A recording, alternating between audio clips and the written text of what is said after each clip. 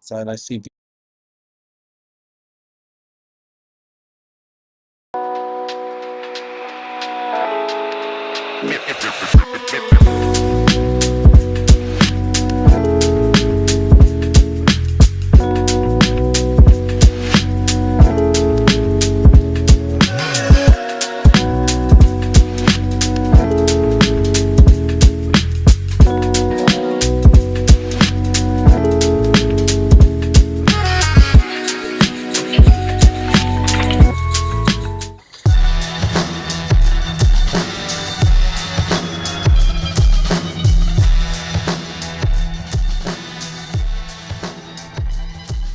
SEGABABA season never ends. Welcome in to the DNVR Avalanche pregame show presented by Coors Light. The Avs are taking on the Edmonton Oilers. Obviously, the win the other night, great. But today, you've got a new game. You've got another one to face. Obviously, the last time the Avs and Oilers played, it was the Oilers on the SEGABABA, and they had a comeback victory over Colorado. So the Avs may be looking to correct the record a little bit on this one.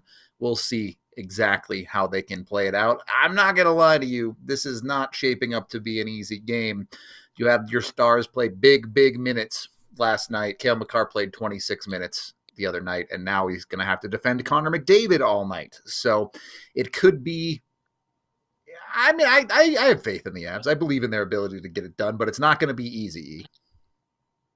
No, best on best. I think Tiff had that little thing there. That's what that is. I mean, it's the Edmonton Oilers are a good team. I think they're a confident team since they went to the finals last year. When you think about it, you're one game away from winning it all. So if that doesn't give you confidence, I don't know what does. Uh, Even though they were disastrous last season for like, what was it, 30 games? Oh my Lord, was that bad? And then, it was all, I mean, it's unreal that what they did. It really was unreal what they did, which was a turnaround season like you wouldn't believe.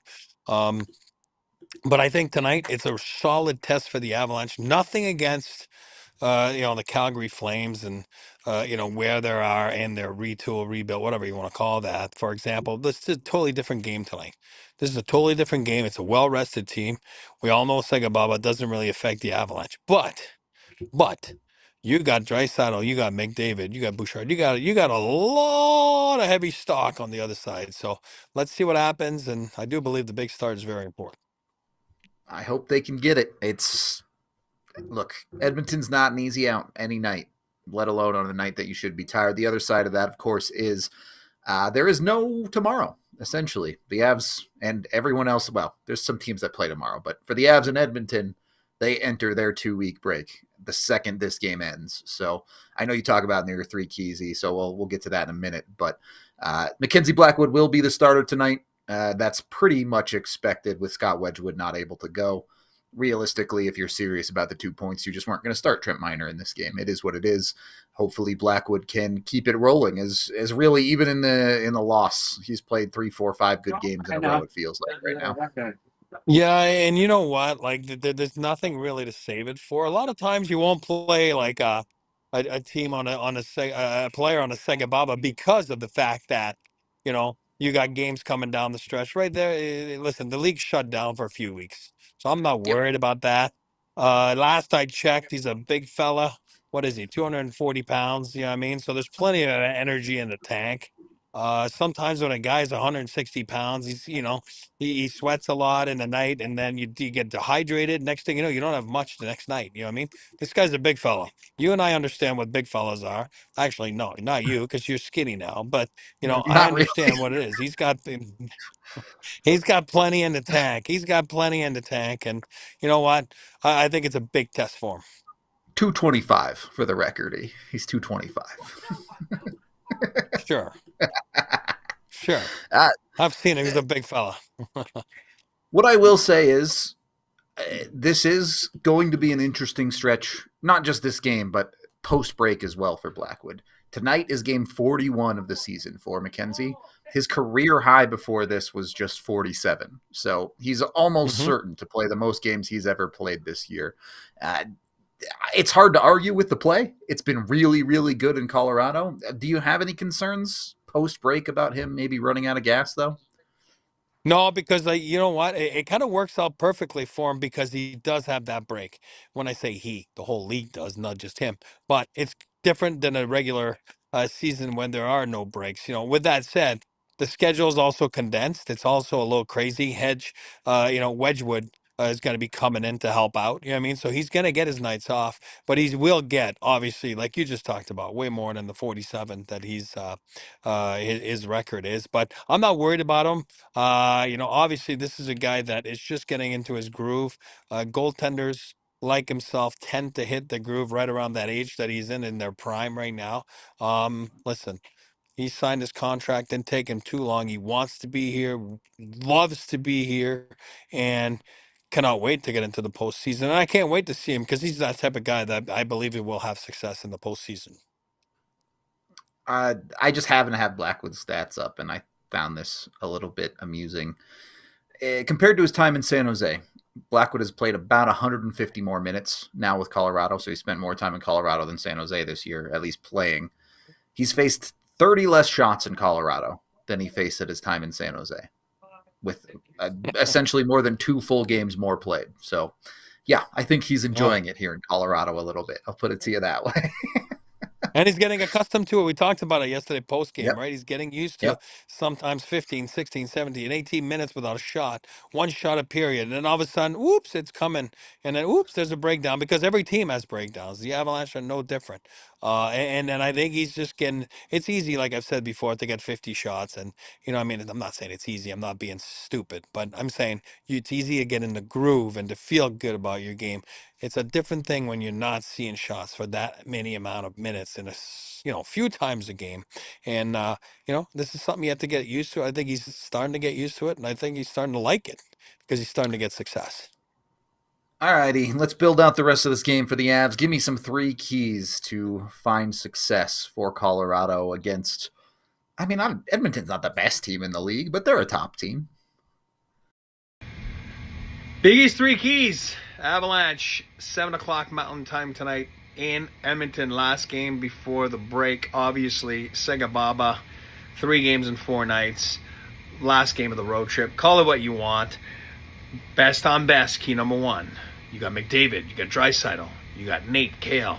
4 of the best absolute players on the planet. Let the cream rise to the top. Make sure that the Avalanche cream is better than the Edmonton cream. So should be a fun one for the fans watching across the globe and locally here in Denver and Edmonton. So it doesn't happen that often, but when it does, it's usually you're in for a treat. So key number 2, details on point. Details on point. You know who's out there when you step on the ice. I just talked about Draisaitl, about McDavid. Don't forget about Evan Bouchard that jumps up on the play and the big Bouch bomb. Know your assignments, communicate, know exactly what is going on in the neutral zone, know exactly what's going on in the D zone, and then take time and space away. They're going to get their chances. Don't kid yourselves. You're not going to limit them to nothing. They will get their stuff because they are some of the best. But take time and space away, angle, and get at them in a smart way. And like I said, communicate and make sure you are aware who is out on the ice against you at all times. Key number 3, empty the tank. I just said it. This is the last game before the Four Nations break. Coach Bednar talked about it, playoff hockey. Leave it all out on the line. There's nothing to save it for. All gas, no breaks. And make sure, who cares about the ice time tonight? It goes out the window. You play with the guys that want to make a difference. They are 3-1 since he challenged the team to a playoff-type atmosphere. You win this one, you make it a 4-1, 5-game span. It doesn't get a lot better than that. 800 hockey is what you want in the sense that you try to achieve. You don't always get it, but when you do get it, it's very important to talk about it and say how good they have been. So let's make sure that tonight it all wraps up. Use those 3 keys and go knock them dead. And let's make it a fun hockey night tonight in Edmonton. You said it, 800 hockey, something the Avs should be striving for right now. If they're serious about chasing teams like Dallas down, that's the type of hockey that they have to play. So you have to be able to beat teams like Edmonton to put up numbers like that. And I, let me ask you this. I ask you this every night. You talked about the superstars, some of the best players in the world, going at each other tonight. Is it going to have to come from them, or are you looking at the depth again tonight, especially given how well your stars played yesterday? Well, the way I'm looking at it is, I don't think this is what we're going to see. Hear me out here. Okay. Hey, anything I can do better, right? Anything you can do, I can do better. Oh, McDavid goes down, scores a goal. Oh, MacKinnon goes down, scores a goal. I think they cancel each other out. That's my gut tonight, and I think it comes down to the depth. And I do believe it's very important for the depth to step up tonight, especially on a game on a SEGABABA. We all know these guys have played a ton of minutes lately. A guy like Netchis, yeah, he's not used to playing. He's what, averaging 18 in Carolina. Comes here now. He's had some nights of 25, and all of a sudden, and you had that trade, and there's a lot of emotions, and now you got a 3-4 SEGABABA. You might be out of gas a little bit. I'm not saying he will be. I'm saying you might be. And then we all know that Nate is not human at times, so who knows? And Kale's and Devontae's have played a lot of minutes, so I think tonight is one of those nights where you hope they actually cancel each other out, top guys versus top guys, and then all of a sudden your death rises, and all of a sudden they really come through at a time in need, and in need of where we haven't really seen them a lot. Like, we've seen them a little bit, but you need to see them a lot more here down the stretch. And why not start tonight with a big depth game from the rest of the lineup? I'm here for it. Let me read you a Pokedex entry for Grimer, all right? His sludgy and rubbery body can be forced through any opening, however small it may be. His favorite food is anything filthy. The Avs are going to need a lot of grime tonight to shut down Edmonton. That's what I'm trying to say. The Avs got to get a little bit dirty. If they have to work a little bit harder in the corners, go out and do it. Go roll around in the mud. Find a way to limit what you give Edmonton tonight. Because, look, yes, you're on a SEGABABA. Yes, there are going to be some legs that probably go at the end of this game. Don't care. You have to find a way to outwork the other team, especially one as talented as Edmonton, because if you give them easy goals, they will score them. Yeah, there's no dessert tonight, meaning no platters, right? We don't serve a platter. We don't serve anything for free, no pizza. You got to get out there, and or BLTs, like I talk about all the time. You got to work. They got to work for everything they get. They're the ones that were sleeping on their beds last night and watching the game on the couch, and all of a sudden, like you're a little more prepared, so to speak. If you're Edmonton, I'm talking about leg wise. But like I always tell you, you feel pretty good on a SEGABABA as a player. You do, because you just played, and things have to go your way. And I think that's why the first 20 to 30 minutes are very important. Either you're even or better, or if you're better, you want to make sure that this is where you get your legs, but also you don't give up free things. Make them earn. If they beat you because they earned everything, tip your hat and move on, and you gave it all on the line. But if you gave gifts, then you can just regret it afterwards and go, man, we had them.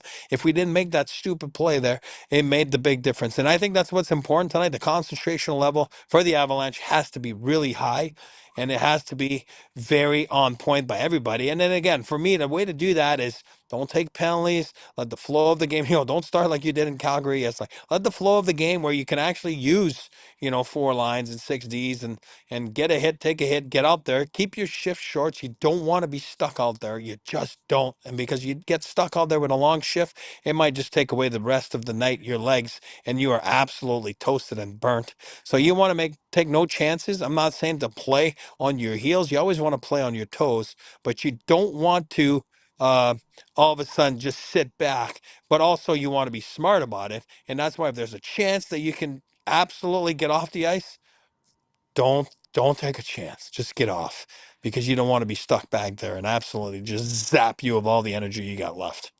And I look at the Avs lineup and the depth, and you kind of talked about depth potentially scoring a big goal tonight. But to be honest, I think the depth on the defensive side is probably more important. We saw some puck management problems, especially in the first period last night against Calgary from the bottom of your decor.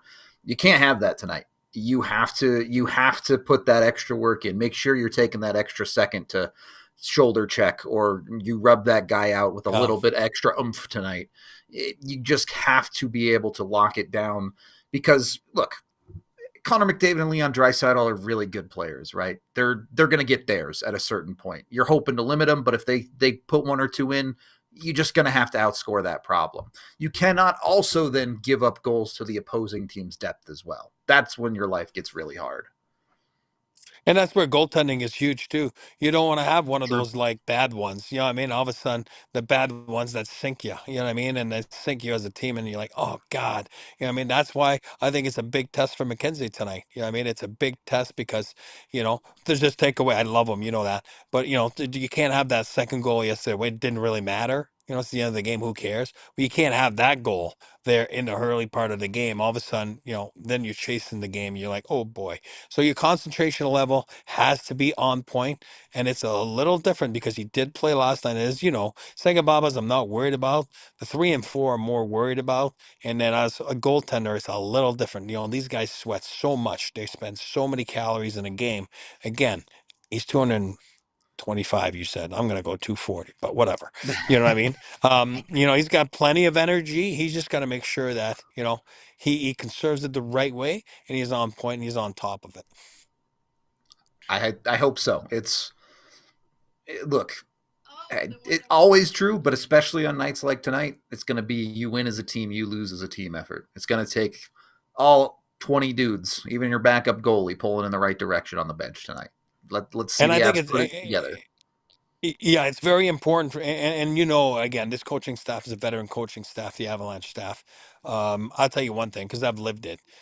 Sometimes you get caught up a little bit. It's not normal that you get 10 days off if you're not going to the Four Nations, right? It's not normal that you got 10 days off and you got a trip booked to Cabo and unheard of, right? Let alone having a day off is like crazy. It's tough to get in this crazy schedule, but all of a sudden you got 10 days now, and then you have a trip to Cabo, a trip to Vail, or you got family coming into town. Everybody's going to Aspen to ski, not you because you're not supposed to, but the whole family. You know what I mean? Or you're going to Florida on the beach, wherever you're going. You know what I mean? It's easy to get caught up in the moment. You know what I mean? Yeah, And at the end of the day, you got a game to play, which is 60 minutes of hockey tonight. That's crucial in the standings. And it's very important that you are able to put everything aside and have the concentration. And I think that starts with the coaching staff to make sure that, I'm sure they've talked about it. I'm sure they talked about it before the road trip. Hey, I don't want to hear like this and this and that. And I don't want to, I don't want to hear guys talk about their trips. And I don't give a crap what you do.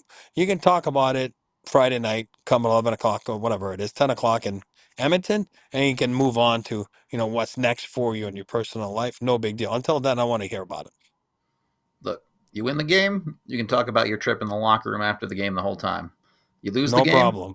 ain't nobody talking about that. All right, That's right. Yeah. gotta take And care of business.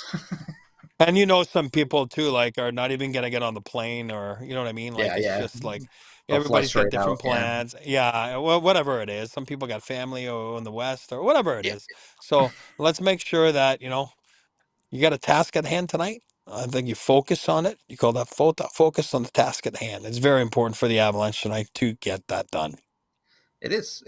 It's pretty significant implications in their season remain. Like if you win tonight, you are technically tied in points with Minnesota and games in hand, whatever. I understand they're not actually tied, but this portion of the season is where every 2 points you really start stacking them up, right? When it gets down to the last 25 games of the season, there'll be 25 left after tonight. That's when it's serious. That's when every point you feel like you're catching a team or you're falling behind on a team. So Is it the Avs have 25? tonight's game 57. Yeah, Oh my God, I keep saying 30, 30, 30. Buddy, we're in the 20s. Wake up. Come on. My bad. it My goes bad. quick. It goes It quick. does go quick. So Or my uh, math stinks, so whatever. who knows? Maybe this game will go quick. Get me your crystal ball out. Give me some predictions here. Give me a score. Give me a name. I feel good. I feel good. I mean, I like what you wrote there, Grimer. You know what I mean? Like Grimer, whatever it is. Be grimy. You know what I mean? And I like that Muck it word up. that Coach Yeah. Bednar. Muck it up. Big sexy pizza. Go, go, go. Um, I'm I think this is going to be a dirty, greasy one. I think both goalies will be good. I'm going with the old, whatever, I hate to say that, the old 3-2 Mm. Avalanche win. I'm sticking to might be a little overtime. I said that yesterday. I was wrong. Randy was right with the 4-2. I'm going to go 3-2, and it might be a little bit of extra time. All right. Well, I don't want extra time, but I don't mind the 3-2 answer. What? And I'm Who'd you gonna say? go. Yeah. I'm yeah 3-2, and I'm gonna go with Kale McCarr. I'm gonna go All Kale right. McCarr All right. again. I'm riding the Kale train right now. I like it. I like it. I'm not going to go with Kale. Well, I did in my bets, as you'll see in a minute, but I'm not going to take him as my guy. I don't know. I actually think this could be a low scoring one. I don't have. I'll put it this way. I think if the Avs win, this might be a low scoring game. So I'm taking 2-1. I Oh, think Blackwood's going to I stand on his head. I almost said that. I was gonna say that, and I stuck to 3-2 overtime. But it's a good guess. And if we're going with Grimer, I'm going with Grimer himself, and that's Arturi Lekkinen. Get Oh in yeah, there, good call. just jab home a rebound or something greasy in front, the way he does so well. So hopefully we can Good see that. call. We'll see how it actually plays out. It would not surprise me if this game ends up being high scoring. I just like the Avs odds better if they can keep it a little bit more under control. So we'll I see like how it. things change. But let's get into my bets from Bet365. There, the pregame picks are never ordinary. You'll see. I went for a low scoring game with my bets. I did, of course, take the Avs to win because plus 155 is good money there. I took the under at even money, and then the Makar power play point plus 260 tonight. Plus 260. I know they're on a SEGABABA, but their power play's been a little bit better of late. Makar's been really good of late. I mean, you just got to take that. You got to throw a couple bucks on that. That's too good of money to not take, right? So why not I jump on mean, that with oh, Makar? wow, that's a sick one. Plus 260. I'm saying Sick. just good money right there. So do it with Bet365. You can also, go bet on whatever you're feeling. Jump on it with Bet365 and the DNVR 365 code when you sign up. Of course, when you do gamble with them, you must be 21 or older, physically located in Colorado. And if you or someone that you know has a gambling problem, call or text 1-800-GAMBLER today.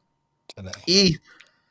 I know you kind of subscribe to the Claude Lemieux style of when you're out on the ice, when you're playing a game, you have no friends. But Yep. are there a couple of conversations going on? You got a bunch of dudes that, when the final buzzer sounds tonight, are going to be teammates for the Four Nations. Are there any conversations there, or is it all hate all the time? I mean, teammates, or there's a couple guys that will be on the same vacation spot. You know what I That's mean? true. So, That's true. no, I mean, yeah, it's hard. It's hard, but I think it's a different era. It's obviously different than what we were back then. We weren't even, it was a taboo to even look at one another. So, you didn't want to even do that. You didn't want to walk down the hallway underneath and even see. Now it's big hugs and everything, which is great. I mean, it's all good. Hey, listen. I don't care what you do as long as you play hard between the whistles and you give everything you got. And but like you said, yeah, it's weird because tomorrow McDavid's like, hey, maybe we're line mate, to MacKinnon. What time are we? Are you on the same flight tomorrow? And like, I don't even know where they're going. I'm assuming they're going to Montreal, right? Probably to practice for a couple days together. So I bet you they're on the same plane. So yeah, I mean that's crazy, but that's just the way it is, and that's the nature of the beast. And you got to be able to put things aside and put the rivalries aside and go. Of course. But for tonight, I do think this is a little bit of a different look for Colorado. Uh, Does this matter at all where you're having a Marty Necas and a Jack Drury in the lineup? Does this shake things up? Does this change the way Edmonton approaches Colorado, or is it just kind of the same story for them? No, I mean, I think whenever you have a team like Colorado coming in and you're the opposition, obviously not the Avalanche, but the other team, you look at this and you're like, okay, wow, this 29 is pretty good. And then, oh, this 8's pretty good. And they play a ton. And now Yeah. if you've looked at the Avalanche the last few games, you're like, who's this 88 dude? You know what I mean? Because he sure pops in the screen, right? And he Yep. drives play. And then they make, together they make a pretty good combo in a sense that all of a sudden they're making some plays happen.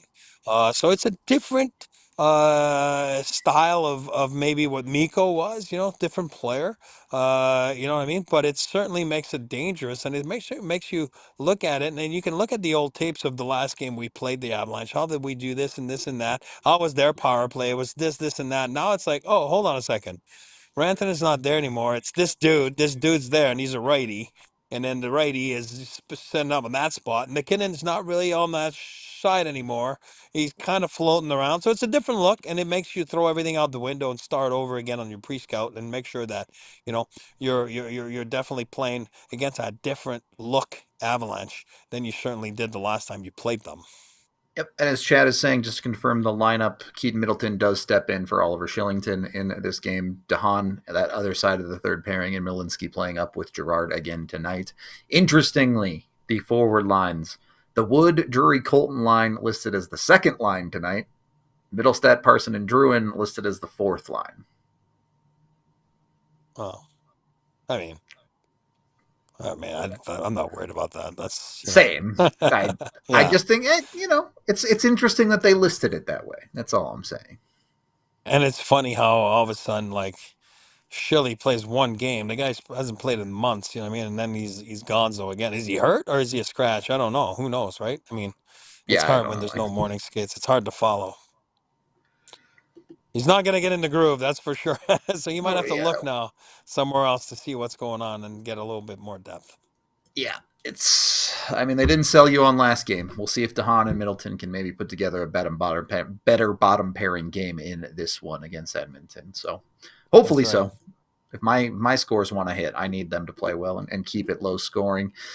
We're about 10 minutes away from puck drop here. Any final thoughts on this one? No, I'm looking forward to it. I'm looking forward to see if the Avalanche can pull it off and make it a 4-1 5-game stand, 2 at home, 3 on the road, and being challenged by their coach about playoff hockey. And then all of a sudden, everybody takes a break, unless you're you guys going to Four Nation. Everybody gets a breather. Management looks at things. Where are we at? What are we talking about? They'll have a couple meetings, obviously, with the trade deadline coming up. And then, hey, what do we do here? What's our next course of action? And always reward them with wins. It makes things so much easier. When you lose, it stinks. The Powerade, whatever it's called. No, sorry. What is it called again? It's not Gatorade anymore. It's the Body Armor. Body Armor tastes like crap, and you're not ready to go. It's not fun. So reward them with a big win tonight. Feel good about your team, yourself, individually going into the break, and do what you got to do to make yourself that you're refreshed and ready to go when you come back from the break and get down that last stretch.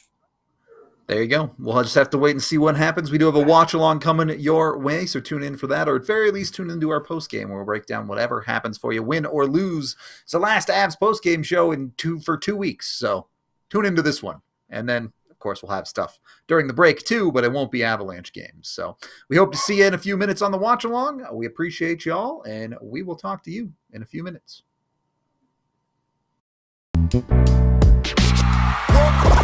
We all silly like the mayor.